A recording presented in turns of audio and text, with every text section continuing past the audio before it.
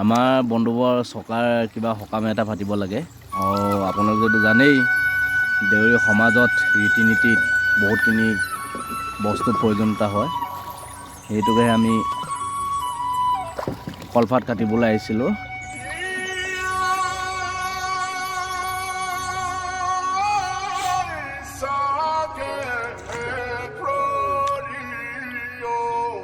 Katsis now laid talon ni dane.